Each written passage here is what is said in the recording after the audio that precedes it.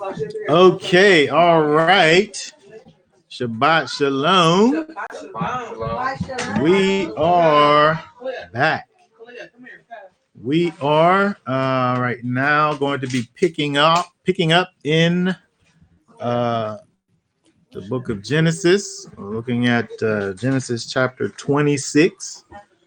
We're continuing on with our look at the triennial Torah portion. We want to, as we look through these scriptures, we want to be able to find principles and things that we're able to gain from these Torah readings. We know that these are stories about people that existed and walked the earth. But we want to be able to always be able to find principles within these scriptures and be able to allow these things to be made alive in our everyday lives.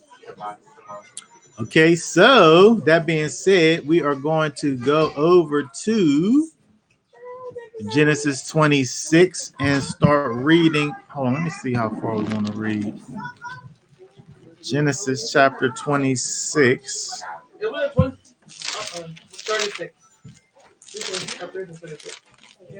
Oh no, that is incorrect.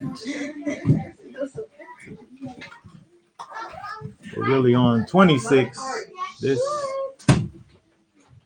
is wrong. Thank you very much. This is...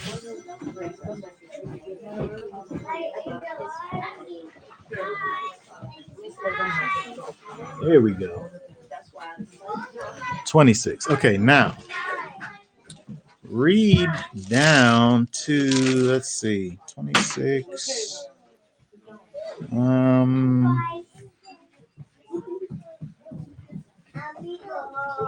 Let's read. You might as well just read through the whole thing.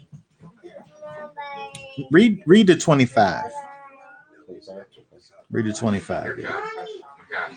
All right, this is Genesis 26, starting at chapter 1. And there was a scarcity of food in the land, besides the first scarcity of food, which was in the days of Abraham.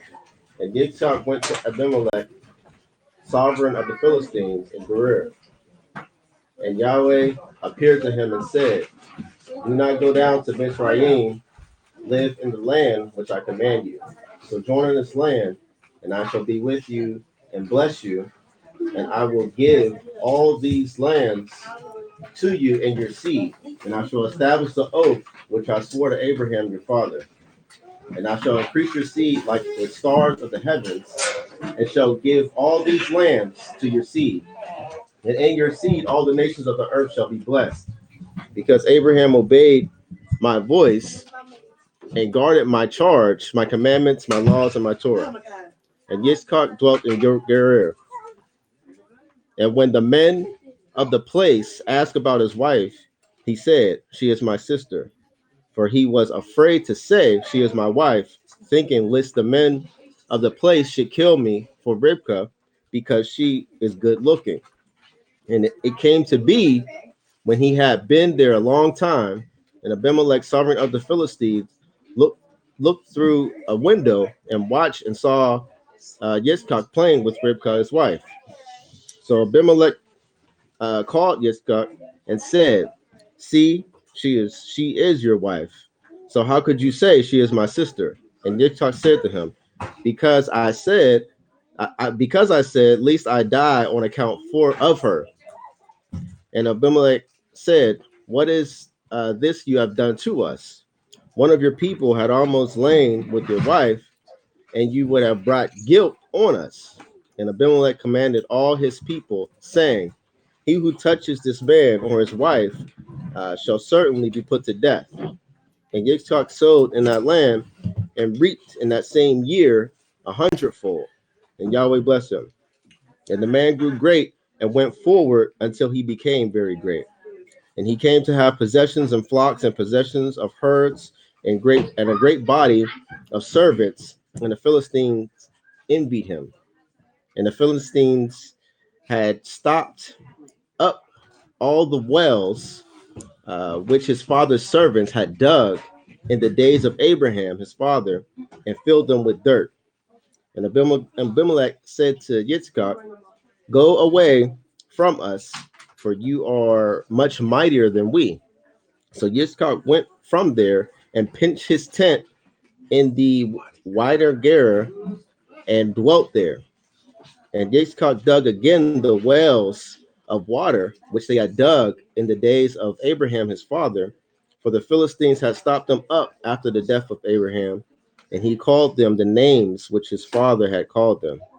But when Yitzchak's servants dug in the wider Wadi and found a well of running water there, the herdsmen of Gerar strove with Yitzchak's herdsmen, saying, "The water is ours."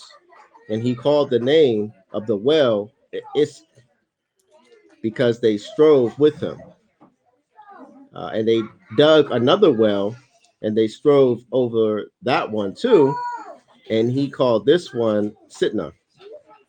And he moved from there and dug another well, and they did not strive over it. And when he called the name Rehoboth and said, "For now Yahweh has made room for us, and we shall be fruitful in the land." And from there he went up to Beersheba. And Yahweh appeared to him that same night and said, "I am the Elohim of your father Abraham. Do not fear, for I am with you, and shall bless you and increase your seed for my servants Abraham's sake." And he built a slaughter place there and called it the name of Yahweh, and pitched his tent there. And the servants of Yitzchak dug a well there. Okay, very good. Very good. Okay, so let's go back. Let's go back and talk about some things here. It's an interesting thing that I wanted to think about in light of uh, the reading here. We look back. We look back at verse 1. Look back at verse 1 where it says, verse 2 actually, and Yahweh appeared to him, talking about Isaac, and said, and Yahweh appeared to him and said. So I want to talk about this whole idea of Yahweh appearing over here to Isaac, and then what that kind of means for the rest of what's getting ready to go on in terms of the Most High speaking with Isaac and dealing with what he's actually saying to him over there. But let me pull this. Let me get this up real quick. Can't even really see this so little.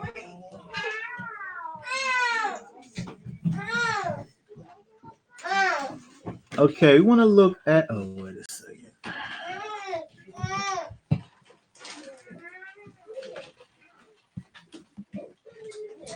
Okay, we want to look at this over here. Verse 2. This word right here. Trying to put it over in we can look at it right here. Ra'ah is this word that's translated as appear, and it's translated as appeared over there in the verse. It literally means to see.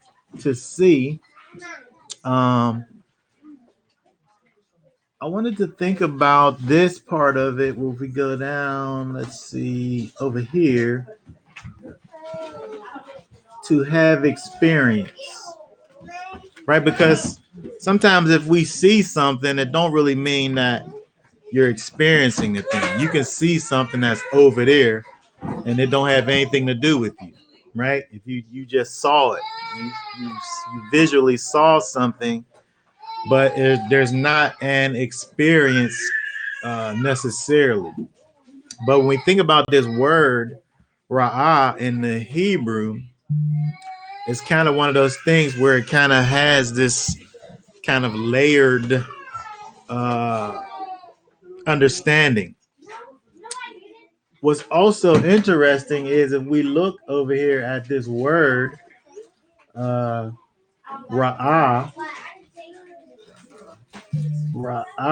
if we look at this here, let me just do it like this. If we look, see, I changed the word over here. Let me make this a little bigger.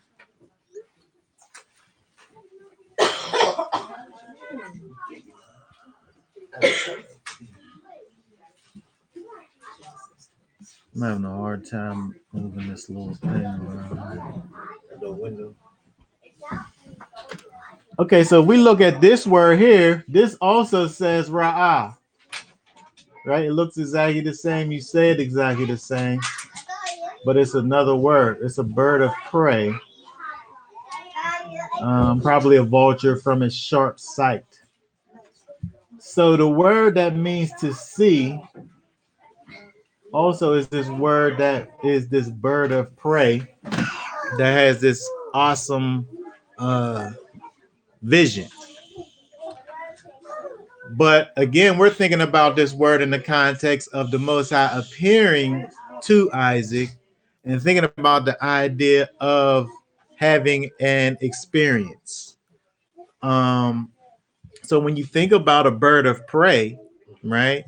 This bird that's able with his keen sense of vision to be somewhere up high, far away, and see its prey way over there or way down there, and then it swoops down on the thing and gets it. We were when we was on vacation, we saw a bird of prey in action. It was we was like on this little beach, and the bird was like, it was kind of like it was windy, so it was kind of just kind of hovering in this one little spot, like it caught the wind right, and then it was just sitting up there looking down into the water for fish, right? So it was way up there, we could see it, and it's looking beneath the water at fish, and then when the scene is prey that it was trying to get to, it dived down and experienced it. Right? It experienced its prey. So we could think about this idea, because we're thinking about this, the terms of the Most High appearing to Isaac. So it's not just about him visually seeing someone, right?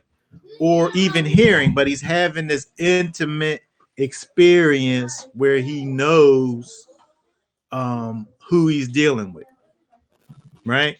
So there's a knowledge, there's a high level of knowledge that's involved, where it's not just about, oh, I've seen that person before, I see him all the time on the bus, right? But did you ever experience the person that you seen? You know what I mean? Like, you talk to somebody like, you know, so and so, and you be like, well, I know him to see him, right? There's a difference when you're talking about actually knowing somebody and being able to experience that person, right? So when we're thinking about what's going on over here with Isaac, there is an intimacy involved where he knows that the Most High is present. He's experiencing the Most High's presence, and it's a greater thing going on than him just hearing a voice that's telling him this or that. And so when we look at this idea of this ra'ah, we see this a lot of times in the scripture. And, it's interesting when we think about the Hebrew language, how, it's layered like this, right? And this is just another example. But we want to talk about this idea of knowing, because Isaac, he's having this experience with the Almighty, and he's hearing, he's getting these commands. He's literally getting these commands. And he has to be at a place where he knows where these commands are coming from so that he can actually do the things, right? So when we think about this in terms of our own life, right, we have to be at the place really where we know, where we have an intimate relationship with the Most High, where we're not only able to hear from the Most High, but also know that it is the Most High, and then actually do what the thing is that he's saying, right? So I want to look at we're dealing with Isaac and the fact that he had the knowledge of the Most High, and we're dealing with Isaac, and we know that he knows who was talking to him, but we want to be able to gain from all of this and be able to apply these situations to ourselves. So that being said, we want to look over real quick over in 1 Samuel, right? Because we could be hearing from the Most High and don't even know that it's the Most High who we hearing from, right? So let's go over here to 1 Samuel. Oh, that's much better to look at it that way. 1 Samuel 3 and verse 4. Read from verse 4 down through verse 11. It says, and Yahweh called Samuel, and he answered, Here I am. He then ran to El and said, Here I am. You called for me? But he said, I did not call. Lie down again. So he went and lay down. Yahweh again called Samuel. And Samuel arose and went to El and said, Here I am, for you called me. But he answered, My son, I did not call. Lie down again. Now Samuel did not yet know Yahweh, and the word of Yahweh was not yet revealed to him. That's the key verse right there. Key verse. Keep going. The word was not revealed. And Yahweh called Samuel again the third time, and he arose and he went to El and said, Here I am, for you did call me. And El understood that Yahweh had called the youth. So I'm not saying that right. It's Eli. Is that Eli? Yeah. Yeah. And Eli said to Samuel, Go lie down, and it shall be, if he calls you, says, Speak Yahweh, for your servant hears. And Samuel went and lay down in his place. And Yahweh came and stood and called as the other times, Samuel, Samuel. And Samuel answered, Speak, for your servant hears. And Yahweh said to Samuel, See, I am doing a matter in Israel at which both ears of everyone who has it shall tingle. Okay, very good. So this interesting thing going on with Shemuel, who eventually becomes like this great prophet in Israel. Shemuel, right? Yeah. But over here, he's still yet a child. He's still a child. And he's hearing from the Most High. He has that prophetic calling on his life. He's hearing from the Father, but he don't know that it's the Father talking to him, right? And he needs that instruction from the elder to come and say, this happened 3 times. I'm not calling you. I'm not calling you. You keep thinking I'm calling you, but I'm not saying nothing. Dawn on him and say, hey, next time you hear me, just, he needed to get that instruction, right? But if we look if we look back in the other chapter, the previous chapter, go back over here to chapter 2. Chapter 2, and let's see, verse 11. Chapter 2, verse 11. And Elkanah went to his house at Ramah, but the youth, that's Shemuel, served Yahweh before Eli the priest. When we look at Shemuel, he's functioning and working and ministering to the people already as a youth. He's doing the work. But if we remember from over there in chapter 3 in verse whatever that was, 9, it says, now Shemuel did not yet know Yahweh, and the word of Yahweh was not yet revealed to him.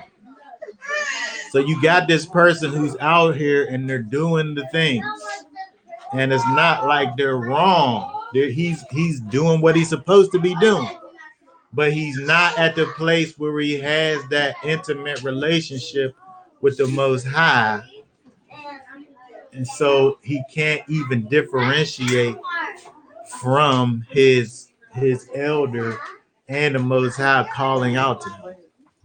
He don't have that intimacy yet with the Father to even know and be able to distinguish that the Father is actually the one that's calling him. And I'm saying that when we look back over at Isaac, I'm saying Isaac is in a place where we need to strive to be. That's right. Because we see where Isaac, the Most High appeared to Isaac, and then straightway it talks about, and then he said, and then he tells you, then it goes through all of the things that he said. And then we see all the things that he said, then, Isaac goes and does those things. Right? But we have to be able to get to the place where we're like Isaac, where we know the Most High and we can hear his voice, and then we also go and do what it is that he's saying for us to do.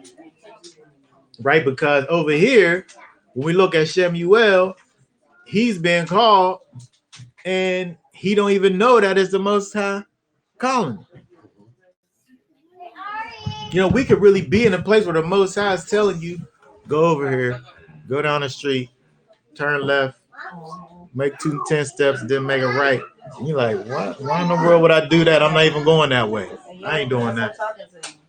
Right. Right. So, and it's not always about you being in a place of sin. Right. Because again, we look at Shemuel, he was actually functioning in the office of a priest as a youth. He was doing the work. Right. He was doing all the things as far as his work. He was doing all the things that he was supposed to do, but he wasn't tuned in to the Most High. Right? And that's very important. Right? So we see a couple things over there. We see, first of all, that it's necessary for him to be tuned in. Mm-hmm. And then the other thing that we see is that he had somebody there to be able to help him to dial in. Mm-hmm. And to focus on what he actually needed to focus on. But from the beginning, even before he was born, his mother prayed that he would be born, and y'all blessed him. Right. So she dedicated his life to him. He was totally dedicated to the Most High. His whole life, he didn't know nothing else but that. Right. But at the same time, though, he still needed that direction. Yeah, he still needed direction. He needed that direction. Yeah. He was totally dedicated to the Most High, and he was doing the work for the Most High. But he still needed that direction. Right.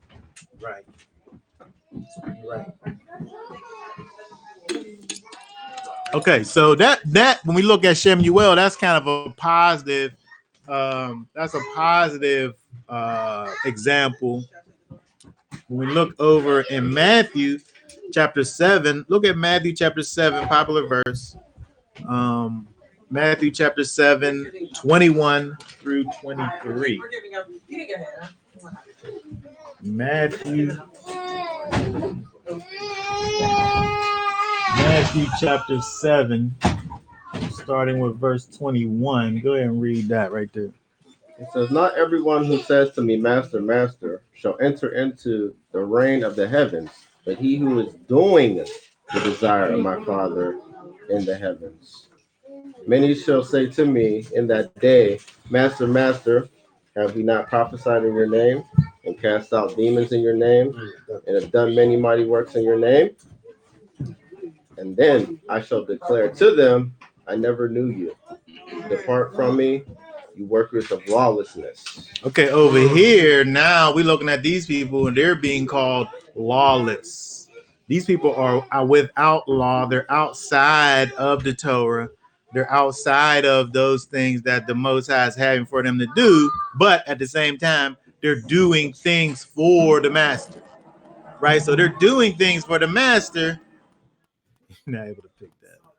They're doing things for the master, but they are at the same time in a place of sin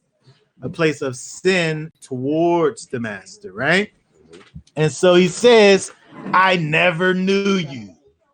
I never knew you, he says, right? So we're back over here again at this idea of having that knowledge, actually knowing the Most High, right? Having that intimate relationship. Doing the things don't matter, right? Doing the things don't matter, right? It's not about doing the things, it's about doing the things in order and having that knowledge of the Most High, having that intimate relationship with him, right? Because over here, these people are being placed in this category, to the point where, they might as well never have even done any of those things, because their end is the same as those who aren't doing nothing, right? These are lawless ones, right? These people that are on the outside. He said, I never knew you. But they were at a place where they thought that they had a relationship. They thought that what they was doing was right. I didn't hear you. I think it's because of what their work. Yeah, they were doing things, right? But this can't be about you doing things, because we see over here, even when we look at the negative and the positive, Shemuel and these people over here, they was both doing things, but neither one of them had that real relationship with the Most High, where the difference is Shemuel was at least striving, it seems, because he wasn't at a place where he was like getting tossed away, right? He just needed some direction. These people over here, where he said, I never knew you, and they're out here functioning and doing all of these things in the name of the master. Meanwhile, they never have a true connection to the master, right? So we're looking at this all in the context of Isaac, who, when the Most High appeared to him, he knew who was talking. He knew who was talking to him, and he knew it was the Most High, and there wasn't no confusion over here. And he just went and did what the Father said to do, right? There wasn't no disconnect. Where over here in Matthew, we see there was a disconnect with these people. Even with Shemuel, we see there was a disconnect, but he was able to patch the thing up, right? Shemuel became like the main prophet for Israel, right? So the connection, the thing that binds these things together is this idea of knowing, right? Knowing, having that intimate relationship. The Most High being way up on high, looking down on you, but you not just looking at him up there, and him not just looking down on you, but him coming down and experiencing you, right? Just like that bird of prey. Okay, let's look over at, we want to talk about this some more because this is kind of important. So let's look at Let's look at John. Let's look at John 10 and 27. John 10.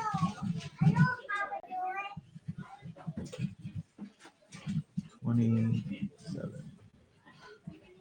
Okay, what's that say? It says, "My sheep hear my voice, Come on. and I know them, and they follow me."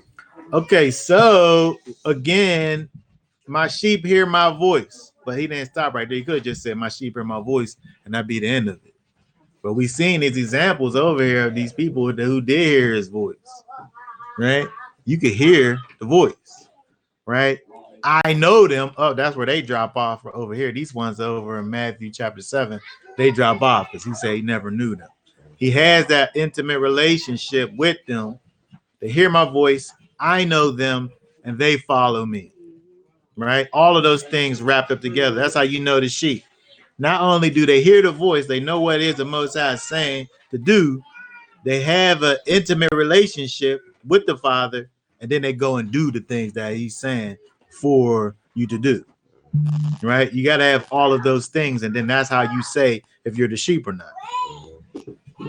Because, you know, if all you doing is hearing, and there ain't, you can hear actually and follow, right? Because these people over here was hearing and following. Yep. You need to go out and prophesy to the people. They went out and did it. You need to go out here and raise people from the dead. They was out here doing it. But he knows what's inside your heart. He knows what's in my heart. That's the difference. That's the main thing people be saying, right? He know my heart. That's kind of your problem, that he knows your heart. Because you ain't tricking nobody. And he knows your heart is deceptive. Yeah, all right. Above everything else. Right. Yeah, Yeah, yeah. Only he can judge, and he will. Right. Right. And so we got to have all three of these things going on over here. That's what distinguishes the sheep from the goats, right?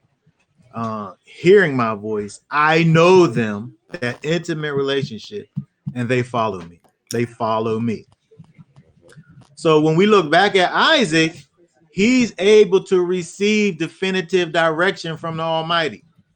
And that's what happened, right? He got definitive direction. Don't go to Mitzrayim. Don't go to Egypt.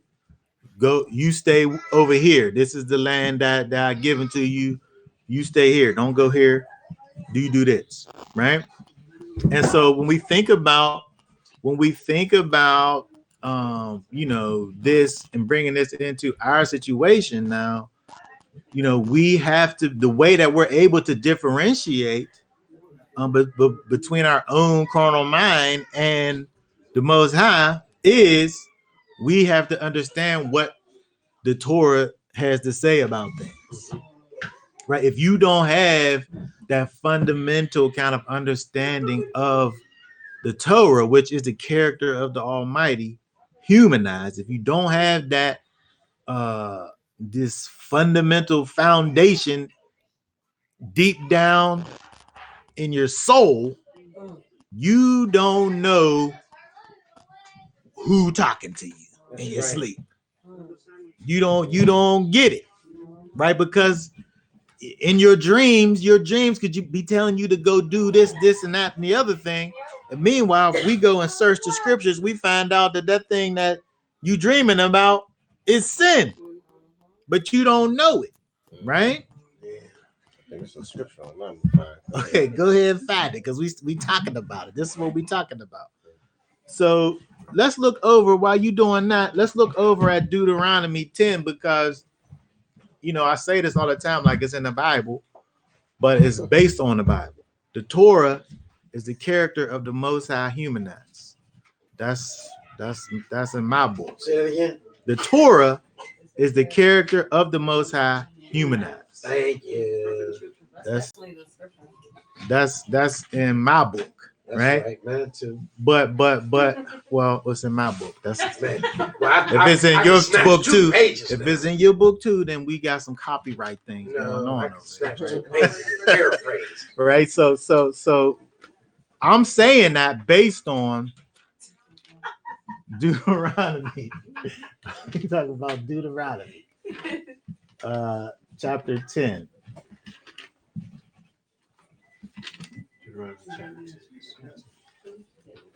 There's probably other verses, but this is something that I think is kind of straightforward in terms of what this. While you looking for that, somebody read Deuteronomy 10 through 14 while you looking for that verse you was trying to find. At that time, Yahweh said to me, hew for yourself 2 tablets of stone, like the first, and come up to me on the mountain. Hold on, what did you read You said 10? Deuteronomy 10? 10, 14. Oh, 14. Okay, I didn't hear you say 14. Yeah, I thought you said through 14. Oh, no. Yeah. Okay, cool. See, the heavens and the heaven of heavens belong to Yahweh your Elohim. Also the earth with all that is in it. Yahweh delighted only in your fathers to love them, and he chose their seed after them, you above all peoples as it is today. And you shall circumcise the foreskin of your heart, and harden your neck no more. For Yahweh your Elohim is Elohim of the mighty ones, and master of masters, the great Almighty, and awesome, who shows no partiality, nor takes a bribe. There's a verse right here, 18. Go ahead. He executes right ruling for the fatherless, and the widow, and loves the sojourner, giving him food and a garment. And you shall love the sojourner, for you were sojourners in the land of Mizraim. Okay, good. So 18 says he executes, talk about the Most High. He executes right ruling for the fatherless and the widow and loves the stranger, giving him food and a garment. But he do that through you doing it. You're the one who's doing it, but he executes his will on this earth through you. So when you do the Torah, you are manifesting the character of the Most High in your flesh, in your body, right? Because it said he executes right ruling, but the way that he does that is through obedient people following his law, statutes, and commands. You found that verse? Yeah. Good. It was one more specific, but this will fit. This is Ecclesiasticus chapter 3, verse 24. It says, for many are deceived by their own vain opinion, and the evil suspicion have overthrown their judgment. Say that again, brother. What's that? Say it again. Read that again, brother. It's in the Apocrypha. This is Here, I'll pull Ecclesiasticus. it up. I'll pull it Are you up. gonna pull it up? Oh, you got it. 3 and what you want to find? 24. 24. Ecclesiasticus. Oh, Sirach. What is it? 324. 324. 324. Yep. Yeah, this is too good. Okay. Very good. Yeah, for many are deceived by their own vain opinion, and the evil suspicion have overthrown their judgment. That's what we're talking about. That's exactly what we're talking about, right? If you don't have that filter of the Torah, if you don't have that filter of the character of the Most High filtering out your own vain opinion, you going to be led astray. But you think that you doing what you're supposed to be doing, but you just don't even know. And we can look at this again in a positive example with Shemuel, where he just didn't know that the Most High was talking to him. Right. He didn't not become he wasn't stop being a priest when that happened. He just didn't know. He just didn't hear the Father. He just wasn't able to differentiate between the Most High speaking to him and his elder, right? Mm-hmm. So we have to be able to know what the Most High even is saying. We have to know his character, right? Because we say this all the time. In the heavens of heavens, we have this Torah to get us to walk out the character of the Almighty. In the heavens, we don't have to worry about birds and eggs, and taking a bird and deciding whether we're going to take the egg or the bird or both or whatever. But the Most High gives us that command about not destroying the egg and the bird both, because he's teaching us about mercy and compassion, right? So we have to think about the underlying principles that are beneath these Torah law, statutes, and commandments, because we live in a place where we can't walk out the Torah like it is, like it's written, right? Because we're in Pittsburgh, right? Because we don't have a priesthood, right? We're not sitting up here doing sacrifices. We're not doing the things, but we still have to be able to gain those underlying spiritual principles from those things and then walk those things out, right? And there's things that we can do. Like I was just talking to you people last week about this whole, because we got a couple kind of on the fencers Places, other places. huh when I was up at the penitentiary. That's There's a couple kind of on the fencers, like they're kind of like more closely connected to like mainstream Christianity, and can't really get like the fullness of the situation, right? But when we think about set apartness and holiness, it's interesting that the Most High, when he teaches Israel about how to be set apart and holy, it's interesting that he talks to them about food and says, I'm holy, so you be holy, and don't eat these things that I don't call food, all in the same sentence. And this is something that we can't excuse ourselves from, because we live in Pittsburgh. It don't have nothing to do with the temple, right? It don't have nothing to do with priests or any of that. And so when we talk to our family members who want us to have a nice and juicy ham sandwich, and we say, I don't eat that, and they say, the Lord made everything clean. Yeah. It contradicts the character of the Almighty. Yeah. Right. So if we understand what it is that the Torah is even trying to get us to do, we wouldn't even think to come up with these concepts that we see in mainstream Christianity. Well, my thing is, like, we know that, okay, and he said, like, far as a food, like pork. Mm-hmm. Don't eat pork. And then, okay, even if he said that he came and he made everything clean or whatever. Yeah. Ain't it common sense that you know that you can't go from unclean to just clean as, you know what I mean? Without, and common sense ain't common. Like, if it never was good, then how do it I'm just saying, flick the light on and now it's just good? You saying it's common sense. But the only reason why you saying that is the way you looking at it. So now, but so when you look at it from the other perspective, when it's not that Torah perspective, that's what I mean. Where you have this, there's not a connection with the Torah, which again is the character of the Most High Human. When you don't have the connection to the Torah, you can't even you can make these conclusions if you only reading what the New Testament is saying, because you're looking at it through some dirty lenses. But I always say that even with a sequel of a movie, it's the best way. People who watch, like, I think of The Best Man Holiday when it came out, it was everybody who seen the first one was so like, oh, this was so good.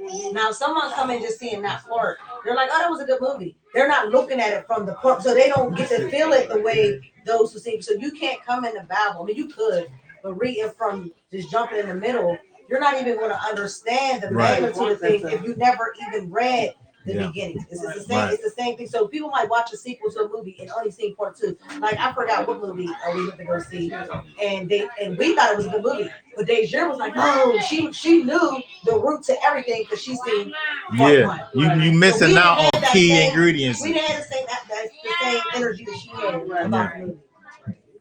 When we look at the scriptures, you know, it talks about Yeshua as being the chief cornerstone, right? The stone that the builders rejected, right? The chief cornerstone.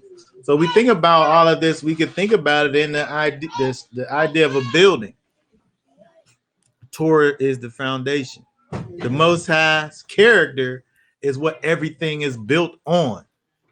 And Yeshua is the word. He is his character humanized, right? Mm-hmm. So we have to, if we're thinking about it as a building, you come into a building on the ground floor.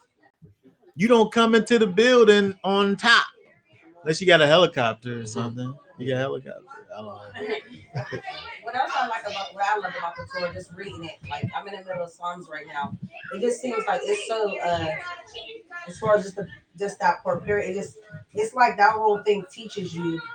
He's telling you how he wants to be loved, how he wants to be respected, and like it just me reverting that to me. Someone could say that they love me or whatever. There's certain ways that I want the way I'm gonna feel like you actually love me or respect me, and I'm like it's so evident. Even like we're in Psalms right now, just talking about like he's worthy to be praised and all that stuff. He wants to be praised and glorified and respected. It's telling you how to do it because you could be doing something and thinking that you're loving him or whatever, and it's not it's not his definition of what love is and how he wants to be loved. So I like that it does give it sets the tone for it. Yeah.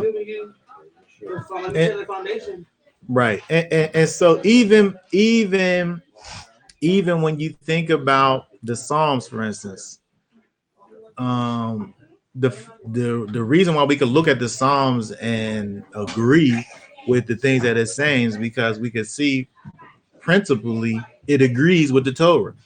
Because again, the Torah is the foundation. The Torah is the foundation. We look at the Psalms, which is a man who loved the Torah. And he's sitting up here giving all of these love letters to the Most High, based on the fact that he had that foundation, right? So you know, again, we're talking about having that knowledge, having that intimate relationship with the Most High. Without it, we cannot function. We cannot function without having that, that basic foundational understanding of what it is that the Most High likes. If I don't know what he likes, then how am I supposed to love him? I'm going to do stuff that he don't like and not know it, right? And then it's going to put me in the doghouse because I'm doing things that he don't like, right? And it's the same. So when we look at this whole idea of knowing the Most High, you know, it's a very important thing. We got to know what it is that he likes so that we can stay on his good side, right? We have to be able to make that distinction between those things that he likes and our own carnal mind, because our own carnal mind is going to always at the end of the day, it's going to be about you at the end of the day. Even if it's something that's for somebody else, at the end of the day, it's going to be about you because your carnal mind is the one that's telling you to do it, and your carnal mind loves you. Your carnal mind loves you and wants to do everything for you and wants everything to be about you.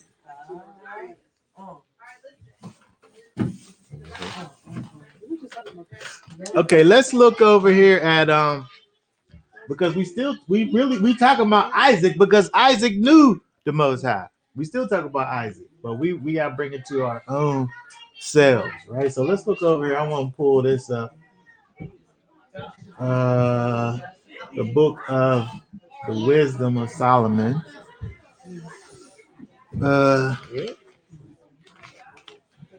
Chapter 1, verse 3 3 through 5. You can read that. It says, "For froward thoughts separate from Yahweh and his power. When it is tried, reproveth the unwise. For into a malicious soul wisdom shall not enter, nor dwell in the body that is subject unto sin. For the Holy Spirit of discipline will flee deceit and remove from thoughts that are without understanding, and will not abide when unrighteousness cometh in." Okay, so this is a pretty interesting verse over here.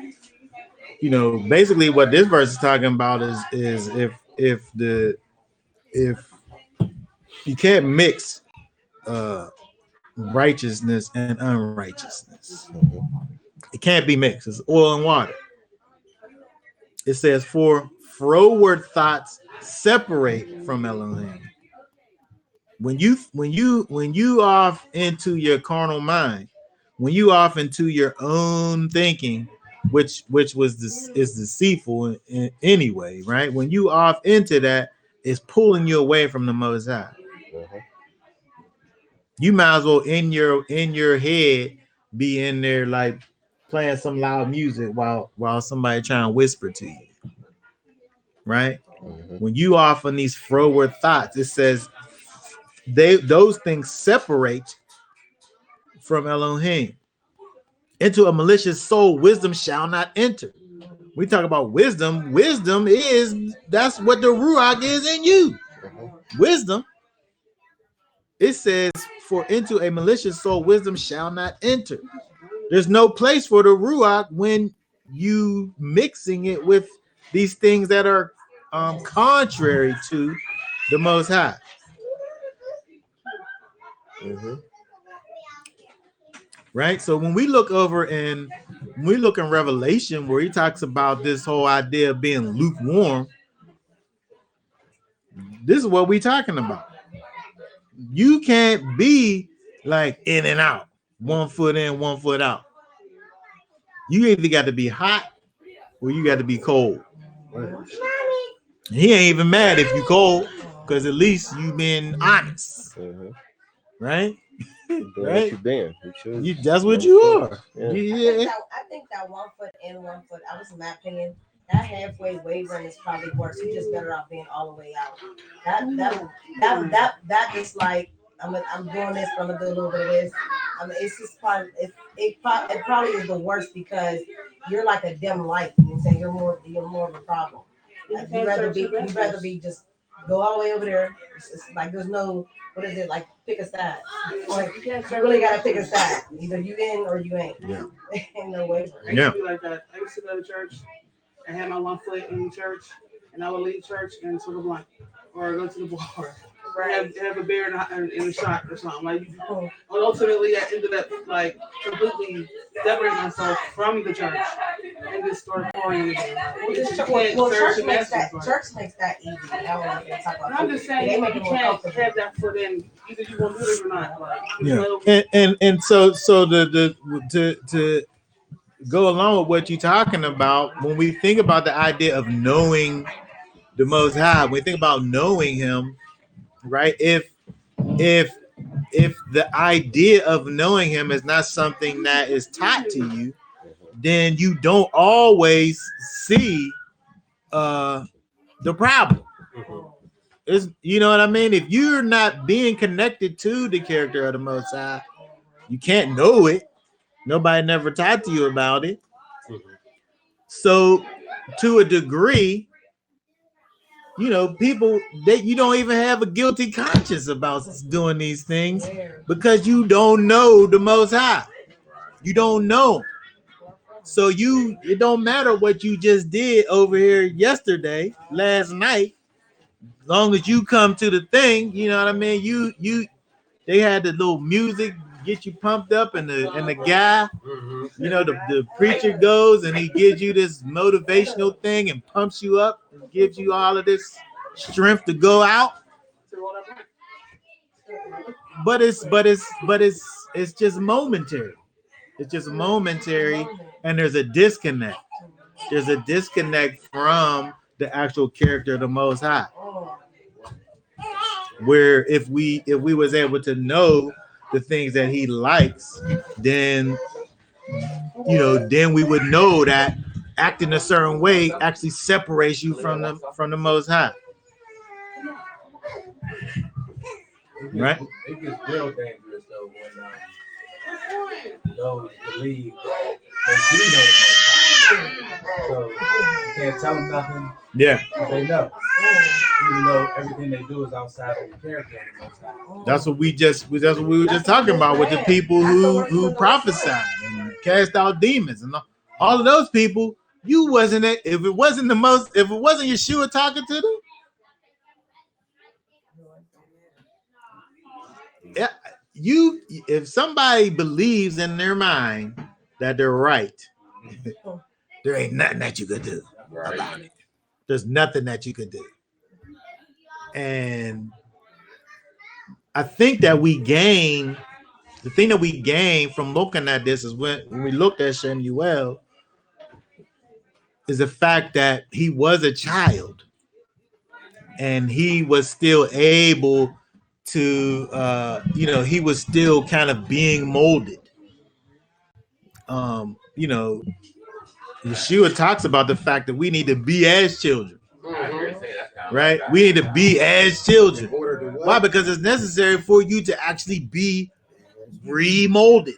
Like you gotta be trained up as a child all over because you were trained up outside of. These things got to be broken down. You got to get broken down and then just start over again.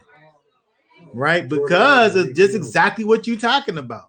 If I've been having all of these thoughts in my head all this time, and these things are just being solidified over and over again, and really what's happening is I'm making a separation between me and the Most High, where I can't even really hear what he's saying because I'm just hearing these things that make me feel good.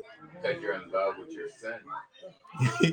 Yes, your sin because your carnal mind loves your body. Your carnal mind loves your body, and it wants to just do everything for your body. But those things aren't good for you.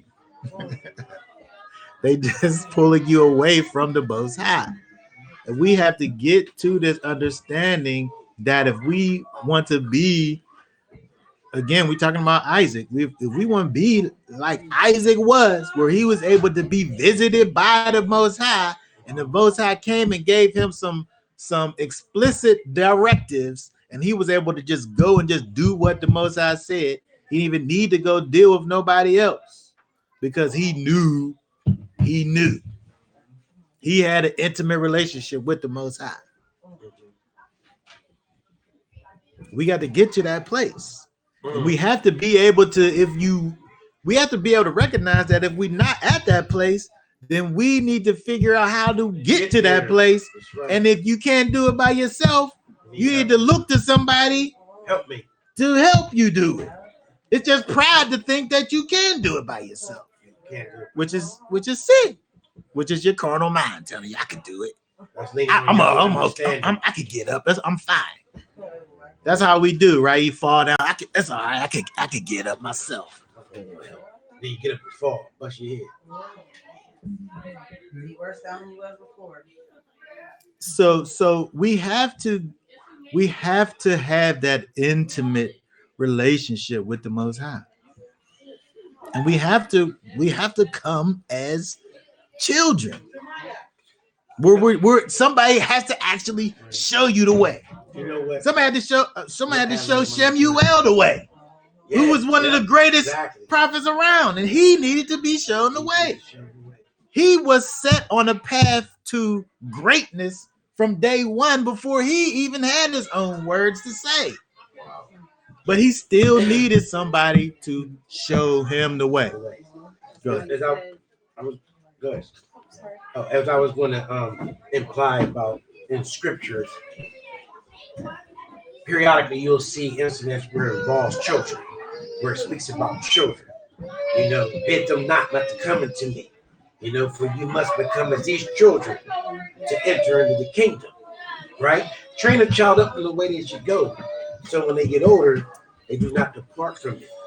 If one caused one of these little ones to sin, it's better for them to have a milestone thrown around his neck and thrown into the waters. All these incidents of children implies not only a pure heart and innocence, but it's saying to be teachable as children are. You know, because we all need instruction. We all do. You know. Yeah. Mhm. Here, let's look at this. We still talking about the same thing. We still talking about Genesis 26:2. Mm-hmm. The fact that Isaac knew the Most High. Right. We got to do a little sidebar so that we can find out if we know the Most High to get back to it. But let's go over to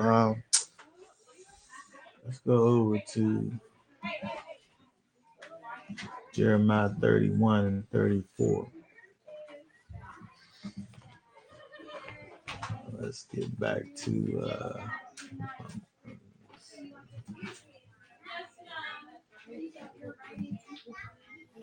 Jeremiah 31, Yirmiyahu 31, 31 and 34. Let me get it.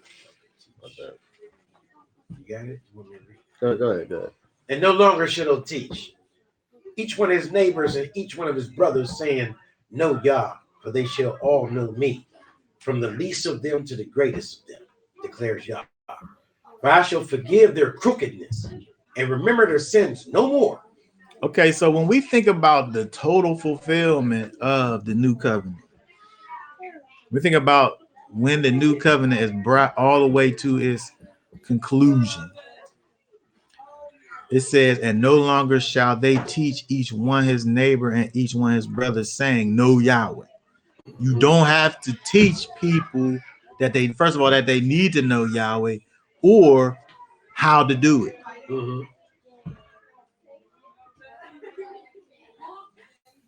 But when we look at Paul and his writings, his letters to the different assemblies, over and over again, we see him having to instruct and show these people how it is to kind of refine their spiritual relationships. In other words, telling them how to know the Most High. Because we have this problem with our flesh. We got the spirit inside of us, but your flesh is talking so loud you can't hear what the spirit is saying. And then even if you do know what the spirit is saying, you don't have none for the spirit to draw from to pull out. Yeshua said, when the Comforter comes, is going to bring all things to your remembrance, the things that I taught you. That's what the spirit going to do. So I would say like 4 new, right? And not pull it up. It's like John 14 and 20 something or other. It might not be. I wanted to mention Paul because the Christian church uses Paul as like he's the greatest ever, right? Say it again. Christian church Use who? use Paul As he was the greatest Greatest. ever, and none is 14, above 26. Paul. Ooh. But Paul submitted himself to the elders. Ooh. He So did. even though he was giving the church, instructions, he was taking instructions from the elders. Yeah. Right. Right. Yeah. So everyone was submitting themselves to one another. Right. It's a form of being humble. Like, Yeah. it's a word like because I'm new to everything. I call Tirsa for a lot. Not saying that she's the Most High, but I know she's going to give me the righteous advice and the structure that needs. She's going to back everything that she has to say to me up with scripture because I'm not that rooted in. So it doesn't make me less. It doesn't mean that I'm a kid or because I'm going to and I'm run. I'm looking for this wisdom because I can't do it by myself. Like I know how to read, I know how to study on my own time and time management. And that's what I'm doing. But I'm also looking for all angles, and I know that he's placed in certain. He uses a lot of things to kind of like got me. He puts a lot of things in front of you that you can utilize and learn and take it or not. You know what I mean? So You're just- not a kid in the flesh, but and, you know you're a spirit child of the is. Most High, Right. and so you are, you know, And behaving like a child. Even Right. though I'm an elder, right? I'm still a child of the Most High. Right. And I don't ever want to lose that because Right. the minute you lose that is the minute you stop learning. The minute you grow up in y'all, the minute you will find But it's yourself definitely another in damnation. Being humble, you know, to even know and have that knowledge, you know, I still have to learn, and it's like I'm gonna be learning. I mean, but I'm saying you saying still, but I'm saying that you know, you don't need that still, right? Because you just start even thinking about the Most High. Like you need to learn, period. Like everybody needs to keep on learning. But I'm saying that, like, I'm saying that we have to be able to get to the place where we are able to be like children. And then we don't even have to put the caveat at the beginning and say, well, I'm not a child, I'm grown. Right? We have to put that there because that is kind of like you doing something right there. Yeah, it's a little bit of a thing that's happening Have right you ever there. heard the cliche? I'm a grown man, dog. That's the problem. Yeah, why you guys say you are? You just act like it. Just do it. Grown man, dog. So I'm saying that, you know, we have to be able to be at the place where we have that spirit of humility. If you can't humble yourself to somebody that you could actually see and touch, how are you supposed to humble yourself to somebody who you ain't never seen before? The Most High. He puts us in these situations in this earth so that we're able to know how to deal with him. I can't sit up here and say, well, I'm just gonna be humble to the Most High. Well, Yeshua, it said Yeshua learned what did it say? Obedience through suffering.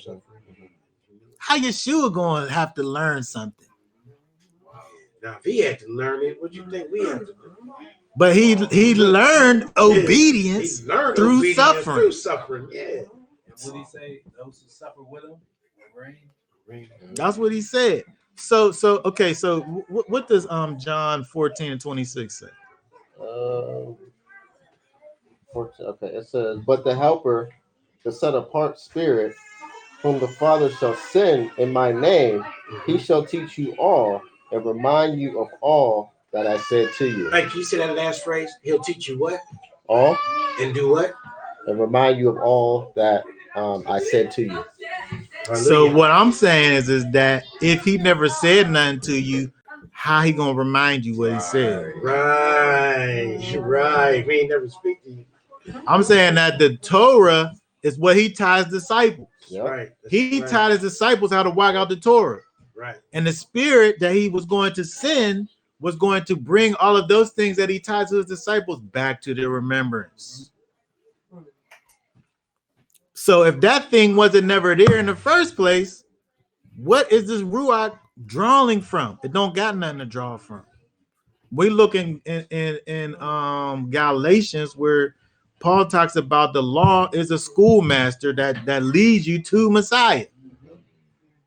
But if you don't know nothing about the law, it was never a schoolmaster to you. It can't lead you anywhere. They work against that, don't they? Yeah. They don't like that schoolmaster. That's a look. They want to sit up here and say all of these things, right? But they never even had the schoolmaster. They never had the school. So they don't even have no understanding, right? So what we talking about? We talking about knowing the Most High. You have to know him. You have to have that intimate relationship with him. And if you don't, you're supposed to have people help you, show you how to know him. You're not supposed to be it'd be different if you were somewhere in the desert somewhere where it's just you and Wilson in the desert on the desert island with nobody around, just you and the soccer ball. Soccer ball. You know what, man? I when I confront these, people I'm doing my daily walk, these pastors, whales, and churchianity, and I let them know, I'm like, well, the Torah is truth. and Yah is truth. And we're supposed to worship Yah in spirit and truth. I said, so when you say this Torah law has been done away with, what Ruach are you operating in? Because we're operating in two different ones. You understand? Think about it. You're supposed to worship Yah in spirit and truth. What is truth? Torah. This Torah is truth. I think there's a lot of kind of emotionalism that's kind of played off as spiritualism. Yeah, spiritualism, right. You know, people get off in a lot of these things, but being in the spirit looks like something, right? Yeah. So let's look at Galatians 5:22. My bad, I didn't hear you call that. I just did. Galatians 5:22. Yeah. It says, but the fruit of the Spirit is love, joy, peace, patience, kindness, goodness, trustworthiness. Keep going. Yep. Gentleness, self-control. Against such there is no Torah. Keep going. And those who are of Messiah have impelled the flesh with its passions and the desires. If we live in the Spirit, let us also walk in the Spirit.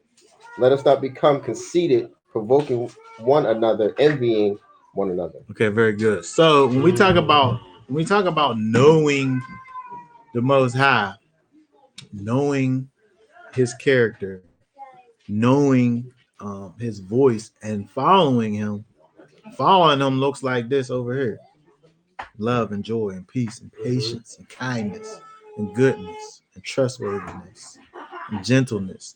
These are the fruits of the Spirit. You know a fruit by its tree. Right, you skipped the biggest one. Which Biggest one? one, tell me. Self-control. Self-control.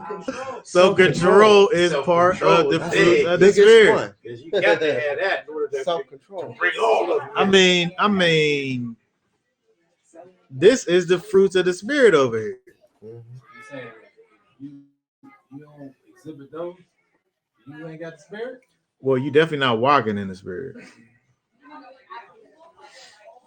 You know what? That is true, because someone that I've grown to love as my own, I believe, is in my life. It's like a thorn in my flesh, man. You know how you think you get big, puffed up, prideful and stuff. They always pop up and touch that spot where that thorn is at to humble you down. You know, because then it hits me like, wow, they right. It's not that they're beneath me or above me, but they was brought into my life for that purpose, I believe, to push that sore spot once in a while. Like, hey, O'Day. Okay, I remember now. You know, that's kind of painful, but I remember, because it does take humility. You know, because humility opens the path to broader understanding, you know. And you know, but another thing that we have to remember is that, you know, we have to be able to grow into these things. Right. You can't be forever talking about, you know, how you gotta learn patience. Right. Forever. Like, I know you for like 10 years and you still trying to work on patience. Right? Should have been learned by now. I mean, it's one thing if, you know, I just met you or something like that, but like 15 years later, you can have the same hangups. Right? Yeah. You got to be it, and again, we talking about the fruits of the Spirit. If you're not walking in the Spirit, you're not called the son of Elohim. If I ain't learned patience after the time I spent on an unwanted vacation, something wrong with me. Because I learned patience in there. And so we have to be able to understand that knowing the Most High, knowing Him looks like something. Yeah. We can say all day long that we know the Father.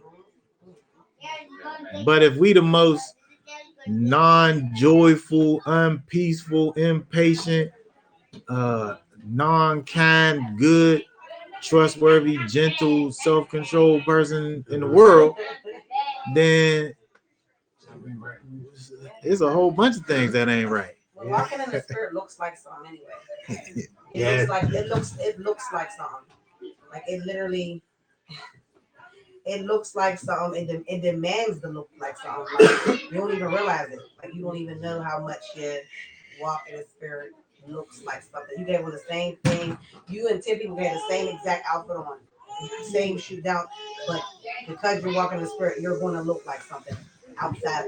You're going to stand out in the same attire as everybody else. You know, the scriptures that hit me up that look like they're highly related is that one that Tony was talking about in Matthew 7. I never knew you depart from me. Well, how do you? Because you did this, and that, and this, and that. You know, I never knew you depart from me, purpose of lawlessness. I associate that with the same scriptures that talks about, you know, without having love, you sound like a clashing cymbal. You can do whatever you want to do. You can preach, you can put this, you can prophesy, you can cast out demons, you can do all this. But if you don't have love, you're like a clashing cymbal. In other words, it's useless. So those same type of people who approached him and say, "You say I don't know you, I know you, I did this, I did that." Perhaps they didn't have the love. And perhaps they sound like a clashing cymbal. Well, they didn't have a bunch of things. Yeah. He just called them lawless. Just lawless, period. There's all kind of That things they covers a didn't have. multitude of stuff. But when we look over here at this verse in Galatians, it says it says, and those who are of Messiah have impaled the flesh with its passions and the desires. Yeah, I speaking of that, you know, my point was that I think a lot of people who are making the change or holding on to their old reputations and who they once were. I do that. You know, when someone says something, it's an assault against that old person. The old person is dead. Right. You know, you're walking in the newness of life. So nothing that anyone says or does should be able to waver that, because that person they're talking about, that reputation we once had, is gone. You know what I mean? Quit fighting for something that's supposed to be buried. Defending his character. Which is the flesh, right? It's the flesh that's doing that. It's your carnal mind that's doing that. Hey, I'm guilty of that. I'll be the first to say it. But guess what, though? In that guiltiness, I catch myself and I remember myself, and I tell the person I'm talking to, "Oh, you know what? I killed that NIGG such and such years ago. I don't even know why you're trying to resurrect." All right, but when you keep on, but it's good that you're able to pinpoint your own shortcomings. But let's not have to revisit the same ones, though. Don't have to revisit. It's keeping those characteristics alive. So at some point they won't resurface because you're keeping it. You're resurrecting it or whatever, and now you find yourself still doing the certain things. So it's like you kind of believe you're defending because you believe that stuff still exists in you. So it's keep that thing. But this over here says, this version said, impale the flesh or crucify. Impale is like stick a sharp thing through your body. I can assume just by the context, I want to know the actual definition. Yeah, like how they do them animals on a rotisserie thing. That's impaled. That's definitely All right. I like that. Okay, but that's what we doing to the flesh, right? And then so the other thing is that when we talk about this idea of people helping you, sometimes I'm giving you the thing. Yeah, you're gonna be mad. Yeah, but go ahead and stick yourself with that. But what we do is like, nah, I ain't taking that. You want me to impale myself? No, that's how we do. I'm looking at you in your carnal mind, and I'm saying, here, go ahead. Sometimes you gotta ahead and impale impale that. people, man. Check yourself. I know, but the thing, you're right. But the only problem with that is if you had to get to that place, you dealing with somebody who's carnal in the first place. So you could be totally doing the right thing, but they so carnal that they just totally offended by it. And then you just took it to a place where they're not able to recover from. You ever deal with somebody trying to explain to you something scripturally, but they explain it out of the mindset of carnal, a carnal mindset that you know very well because you mentioned it yourself before to someone. But I want to say that people may say outwardly that Yah does not exist, but in their heart they know He's there. It's a truth that they resist. You can hear it. They almost crashed. Oh my God! I almost died. You know. So you like, I thought you didn't believe it. You know, so it's like a truth that they resist. They deep in their hearts, they know He's there. It's Right, but if you can't never get to that place of accepting it, yeah, that's what I'm then saying. If you can't, I mean, accept anybody at a time where you about to die or something like this, you're having some dire straits, you're having a terrible time in life. Anybody's able to, you know what I mean? But what about when everything is just regular? regular. Don't wait till you have to use 911. You know, What you got over there? What did I have? Oh yeah, we were talking about it looks like something when it says if we live in the spirit, let us walk. Yeah. This was a kind of a complimentary script. Ecclesiastes or Sirach, chapter 4, verse 24. There's a whole bunch in the Bible that can complement that with. Compliment. What? Yeah, looking like something. No, I was just saying that because I was real honored that I was explaining this to Teresa that I've been missing out on a lot of like little events because they've been on Saturdays, and I'm not saying keeping the Sabbath makes me just look. I'm just saying coming from where I'm coming from, and just people that know me and just know the things that I used to do, but just I've been missing out on events, and someone that I'm not even my friends with is like having her baby shower brunch on a Sunday just so I can go. But I'm not even like a day one friend, you know. But she wants to be there, so she's really going on her way to have her first just for this one person, like my one self. I mean, this is like a main hairdresser in the city of Pittsburgh. So my one self not coming was not going to stop me. You know what I mean? My one gift ain't going to make her be missing out on anything. And just that I was so honored that she even went out her way. And just even someone else had told me, like, I've been wanting to ask you what you've been studying because you could tell, like, you got like, it was like a great area over you or whatever, but you could tell something different. I just felt like, dang, when you do set the bar high, and when you set the bar, you set your standards and you mean them. People that want you around will have enough respect for you. And I really was like so honored that she's having it this Sunday just so I can attend that. That's an honor. I felt really like, wow. And I just felt grateful to Yah that He's even allowing me to just have this confidence and just courage just to be like, I'm not going to do it. I don't feel like I'm messing up. So I was just glad. So it do look like something. Isn't it motivating? Yeah. It was very motivating. It just keep me like, you know what, you keep doing what you do. And regardless of what, some people going to come to this light, some people's not. Whatever, just stay on what you're doing. And that's that. Well, yeah, I mean that's in Joshua when they after Moses died, they was about to go in the land, and the scriptures say that we need to be courageous. The things that we taught in that first chapter. You need to that part of that being courageous. The Most High will make a way for you, and it's power in doing this. And I just look at him just this confirmation. Is where it is. Like I see you. I see you. I just look at it like that. I mean, because it's like I said, it's not like an event that's going to get me no salvation, but it's just the point that, like, wow, she went on her way, right? So I can come. I'm not even like a close friend. I'm just just real cool. But I felt like, wow, that's what's right. Because we don't think about the fact that people is looking at you.